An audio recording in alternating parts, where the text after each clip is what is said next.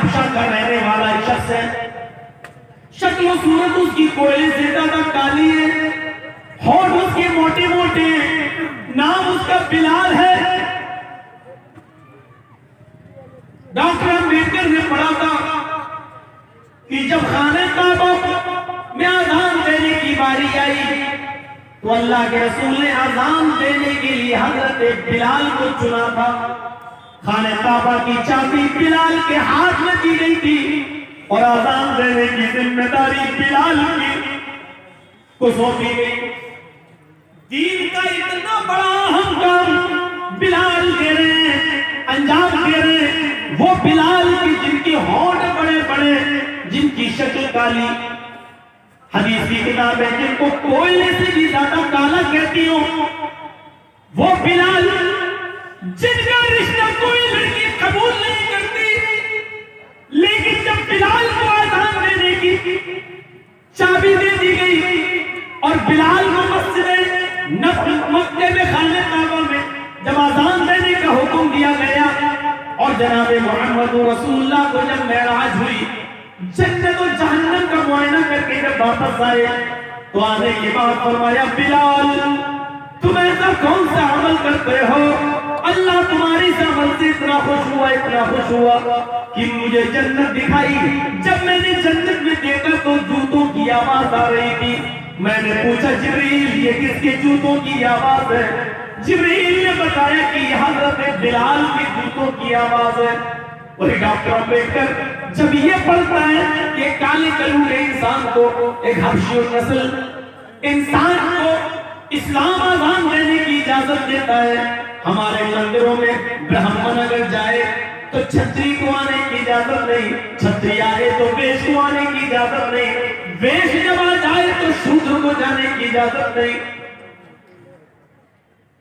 उसने जब ये पढ़ा तो इस्लाम उसके दिल के अंदर घर कर गया और डॉक्टर अम्बेडकर ने इस्लाम कबूल करने का इरादा जाहिर कर दिया।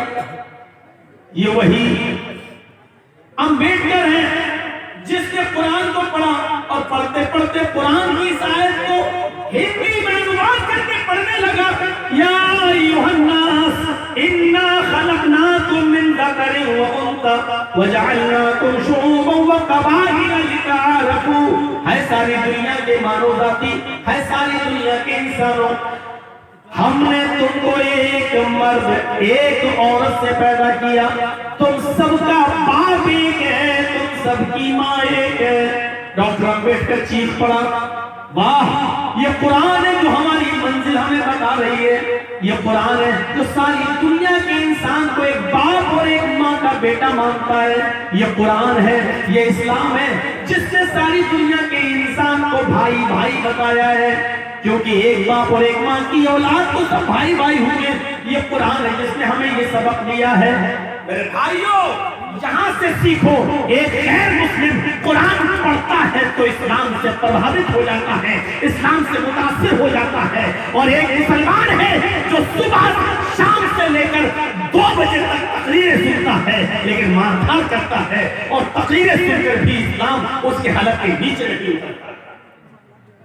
ये हम हैं, एक गैर मुस्लिम है, भारत का संविधान लिखने वाला कुरान की एक आयत पढ़ता है तो उसके दिल की दुनिया बदल जाती है, और एक हम मुसलमान हैं जो रात भर कुरान हदीस सुनकर भी हमारे हलक के नीचे नहीं उतरता है। चुल्लू भर पानी में डूब मरना चाहिए हमें, और आपको चुल्लू भर पानी में डूब कर क्या तासुरात हम पेश करते हैं लोगों के साथ।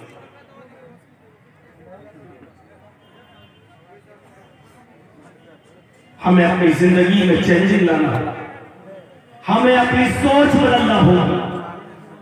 अगर आपको कुछ करना है तो लोगों ने अपनी सोचें बना ली हैं, ज़हनियतें बना ली हैं, उन्होंने ये उसूल बना लिया है कि अगर हमें सत्ता में रहना है, सरकार में रहना है, तो हमें हिंदू और मुसलमान करना है।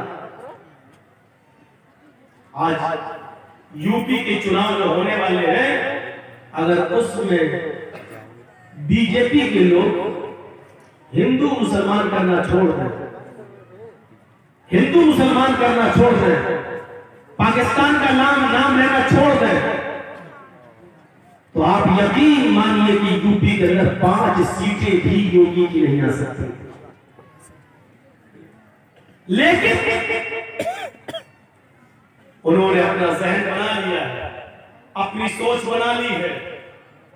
मौलाना कलीमुद्दीन साहब को गिरफ्तार करके एक मैसेज दे दिया है कि यूपी के आने वाले चुनाव में अभी हम और मौलवियों को भी गिरफ्तार करेंगे, क्योंकि हमें चुनाव ऐसे ही जीतना है। कोरोना काल के अंदर मरकज निजामुद्दीन के सिपहसालार और कायदे आजम मौलाना साहब का नाम उछालकर उन्होंने ये मैसेज दे दिया है कि हमें सरकार में दोबारा वापस आना है तो हमें हिंदू मुसलमान करके ही वापस आना है, मुस्लिम संस्थाओं को बदनाम करके ही हमें आना है। आपने क्या सोच बनाई है, आपकी फिक्र क्या है, आपकी जहनीत क्या है, ये आपको तय करना होगा, आपको सोचना होगा। कौन सोचेगा? उन्होंने अपनी जहनीत बता दी है। आपके जहनों में क्या है ये आपको तय करना होगा। आपको डॉक्टर अम्बेडकर से सीखिए क्या थी इस्लाम की खुसूसियत। आज भी इस्लाम की खुसूसियत यही है जिसके दुनिया दंग रह गई है और इसीलिए मस्जिदें बनने नहीं दी जा रही है। हमारी मस्जिदों को इसीलिए तोड़ा जाता है, जलाया जाता है, शहीद किया जाता है, क्योंकि इससे मसाबा का दर्द मिलता है जो गैर कौमें इसको देखना नहीं चाहते। किसी भी मंदिर में घुस जाओ, एक साथ बैठकर सारे पंडितों को और सारे हिंदू भाइयों को आपने एक साथ पूजा करते हुए नहीं देखा होगा। वो करने के लिए तैयार भी नहीं है। उनकी प्रॉब्लम तो यही है, उनकी परेशानी तो यही है कि ये मुसलमानों की मस्जिदों में लोग एक साथ नमाज पढ़ते हैं, एक साथ झुकते हैं, एक साथ खड़े हो जाते हैं, एक साथ उठते हैं, एक साथ बैठते हैं। हमें देखता है बाजार में हमारा दुश्मन तो चेहरा घुमा लेता है, दूर भाग जाता है, वो हमसे आंखों से आंखें मिलाने के लिए तैयार नहीं है। लेकिन अल्लाह का घर एक ऐसा घर है जहां दुश्मन भी जाता है, दोस्त भी आता है, लेकिन दुश्मन से आंखें नहीं चुराता है। एक विरोधी दूसरे विरोधी को मस्जिद से निकाल नहीं सकता है, भगा नहीं सकता है। वो ये भी नहीं कह सकता है चल हट पहले हम नमाज पढ़ेंगे, तू बाद में नमाज पढ़ लेना, अभी हट मैं मस्जिद में आया हूँ, तू अभी इस मौलवी के पीछे नमाज नहीं पढ़ सकता है, तू बाद में आना। वो जानता है यही तो प्रॉब्लम है गैर मुस्लिमों की कि वो हमारी मस्जिदों में इत्तेहाद देखते हैं, समानता देखते हैं, बराबरी देखते हैं, दुश्मन को दुश्मन से आंख मिलाते हुए देखते हैं, पैरों से पैर मिलाते हुए देखते हैं, कांधे से कांधा मिलाते हुए देखते हैं। उनको ये चीज हजम नहीं होती है। यही तो खुसूसियत थी इस्लाम की जिससे दुश्मन भी परेशान है। लेकिन अफसोस ये हमारे इतिहास से, हमारी इज्तिमाइयत से, हमारी एकता से गैर मुस्लिम परेशान है। लेकिन चुनाव के मौके पर हमारी एकता कहां चली जाती है, इलेक्शन के मौके पर हमारा इतिहास कहां चला जाता है, हमारे वोटों का बंटवारा क्यों हो जाता है। जिस इस्लाम ने उड़ते बैठते लेटते सोते जागते खाते पीते हमें इतिहास सिखलाया हो, इज्तिमाइयत सिखलाई हो, ज़कात हो तो इज्तिमाइयत की, गरीबों का ख्याल रखो, नमाज हो तो इज्तिमाइयत की, सब आपस में एक दूसरे के साथ मिल जाओ, हज का मैदान हो तो इज्तिमाइयत की, पूरी दुनिया का इंसान एक ही मैदान में जमा है। अरफात के मैदान में काला भी है, गोरा भी है, अमीर भी है, गरीब भी है, फकीर भी है, गरीब भी है, लंबा भी है, छोटा भी है, थिरना भी है, ऊंचा करती है, हर किस्म के लोग एक ही मैदान में जमा हो गए। ईद के दिन सब एक साथ जमा है, बकरीद के दिन एक साथ जमा है। जिस इस्लाम ने हमें इज्तिमाइयत का दर्ज दिया था, पाठ पढ़ाया था, इलेक्शन के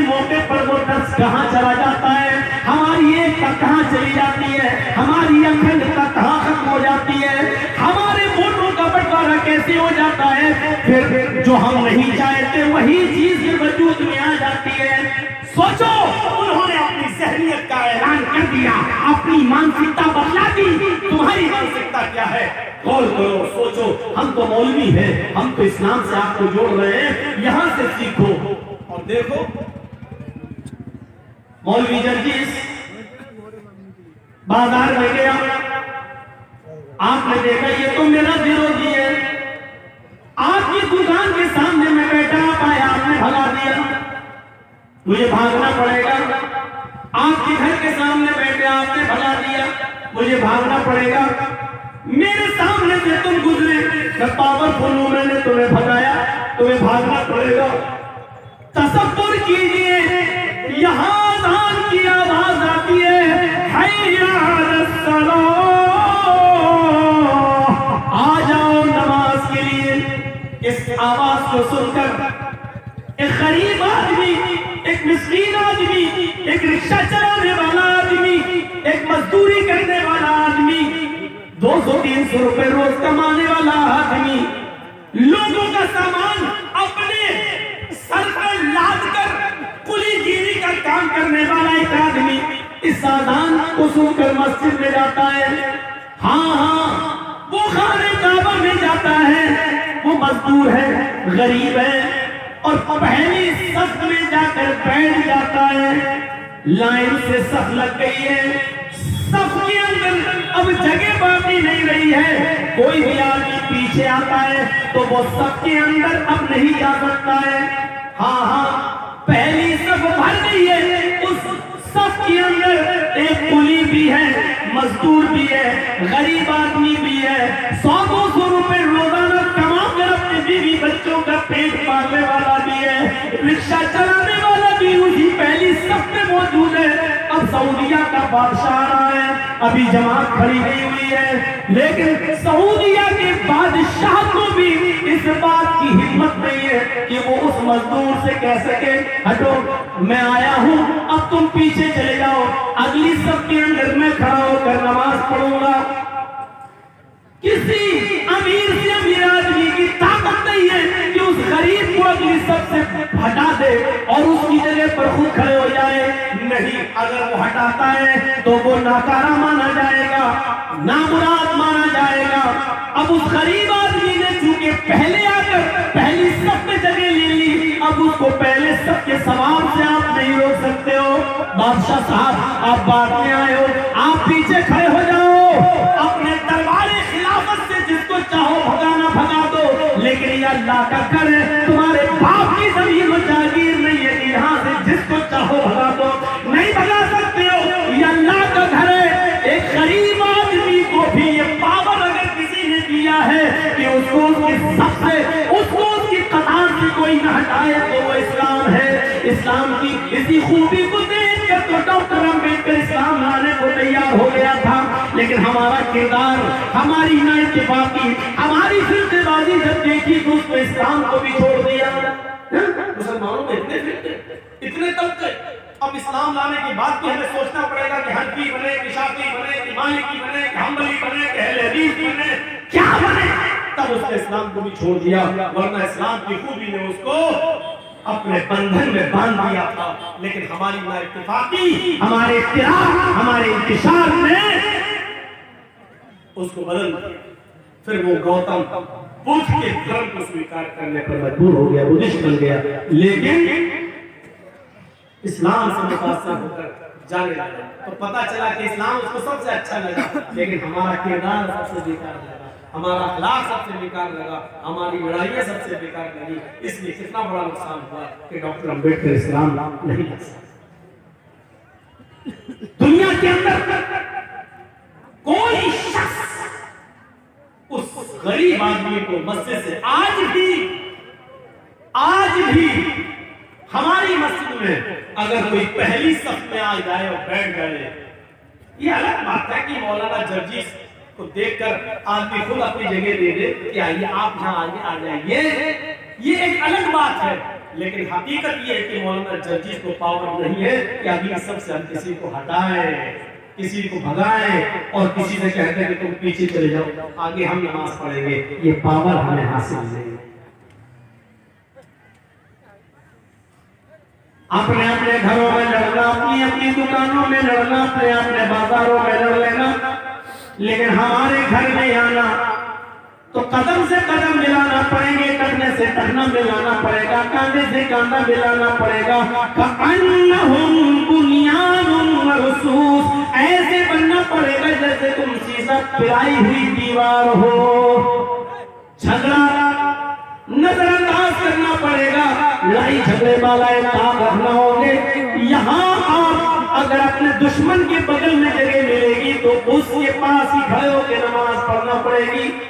हाँ, अगर तुम्हारा विरोधी तुम्हारा दुश्मन आलिम है और उस मस्जिद का इमाम है तो वही नमाज पढ़ाएगा और तुम्हें उसके पीछे नमाज पढ़ना पड़ेगी। मेरे प्यारे साथियों, इस्लाम ने हमें ये दर्स दिया है, इस्लाम ने हमें ये एकता का पाठ पढ़ाया है। लेकिन आज कहाँ चली गई हमारी समानता, कहाँ चली गई हमारी इंसानियत, कहाँ चली गई, चला गया हमारा इत्तेफाक, कहाँ चला गया हमारा इत्तेहाद।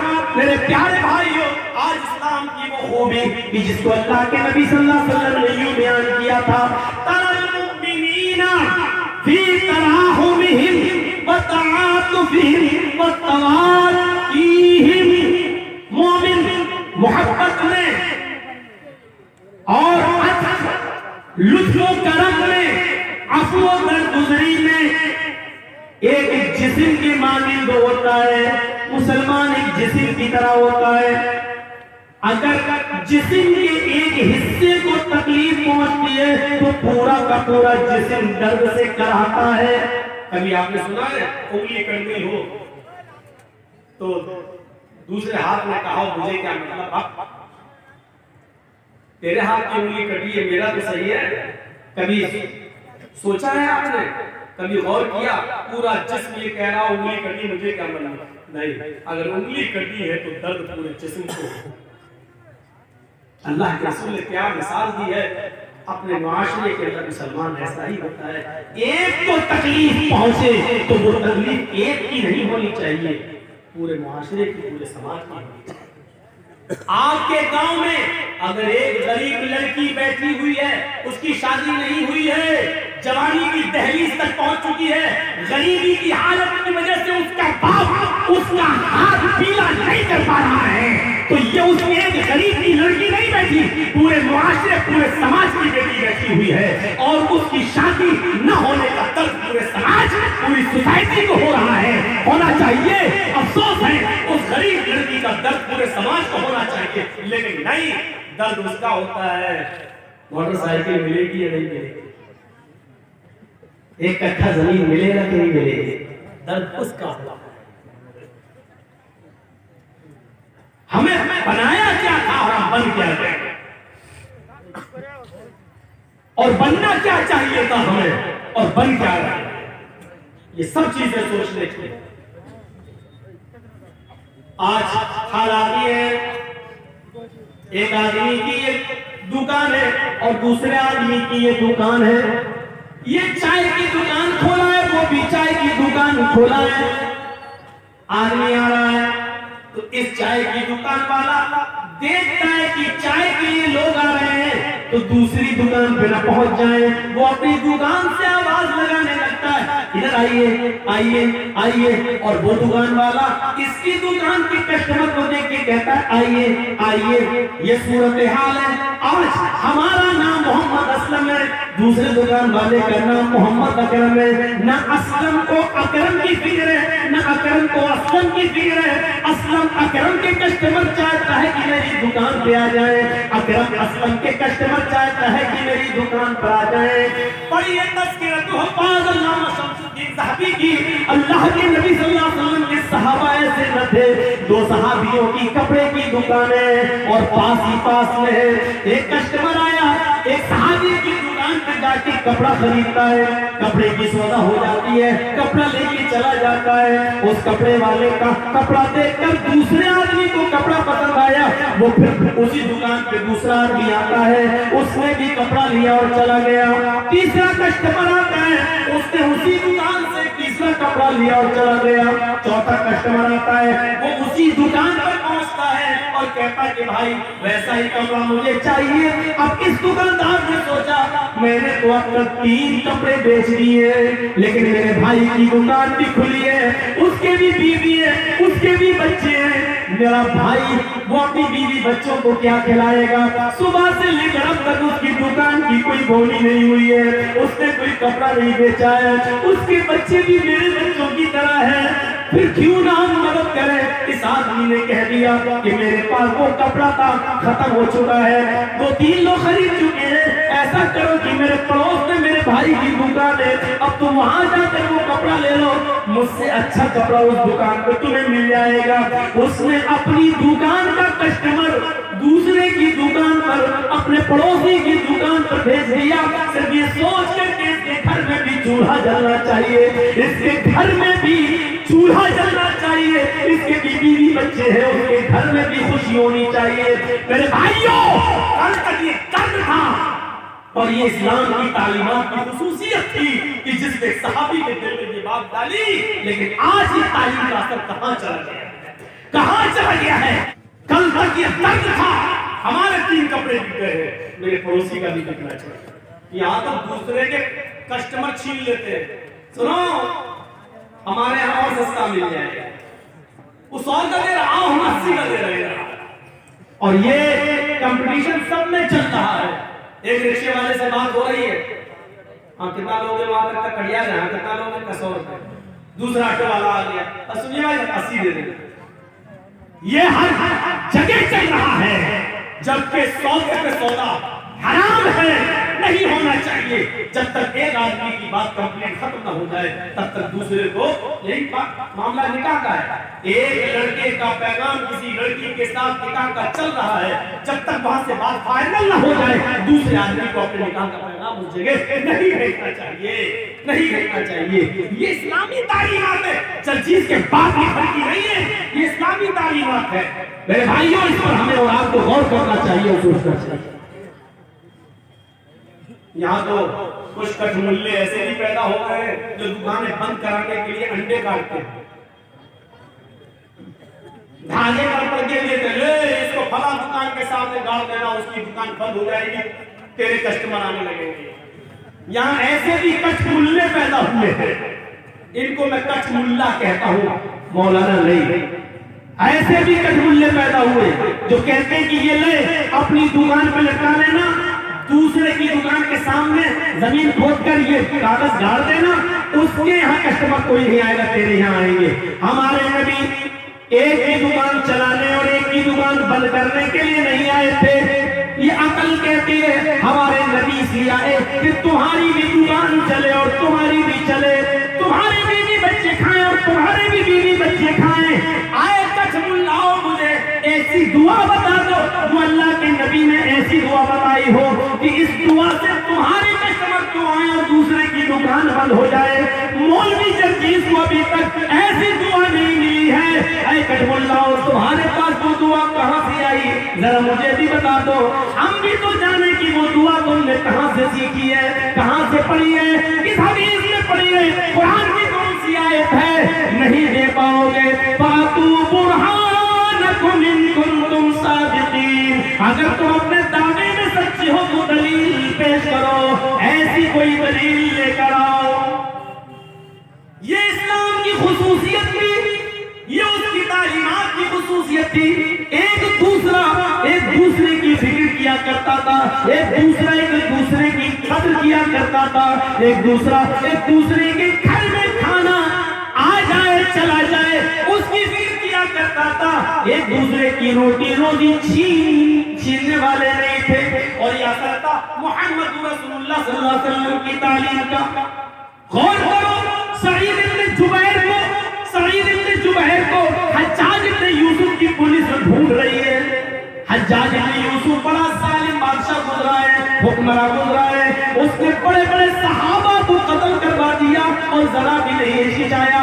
वही सईद इब्न जुबैर के पीछे पड़ गया। सईद इब्न जुबैर भागे फिर रहे हैं, रात में निकलते हैं, छिपा कर गुजर रहे हैं, शहर पार करना चाहते हैं, मुल्क से निकलना चाहते हैं, क्योंकि हज्जाज इब्न यूसुफ ने ऐलान कर दिया सईद इब्न जुबैर को कहीं से भी पकड़ के लाओ, ढूंढ के लाओ, जिंदा उनको पकड़ के लाओ, हम उनको अपनी आंखों के सामने कत्ल होते हुए देखना चाहते हैं।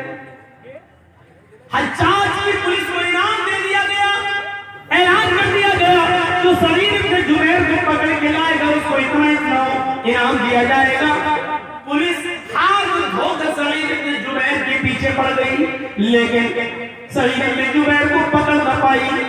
एक दिन ऐसा था कि सईद इब्न जुबैर रात के अंधेरे में झोपड़ी में घुस गए और एक मुसलमान ने उनको अपने घर में पनाह दे दी और कहा कल शाम तक यही सो जाओ और रात में फिर यहाँ से निकल जाना।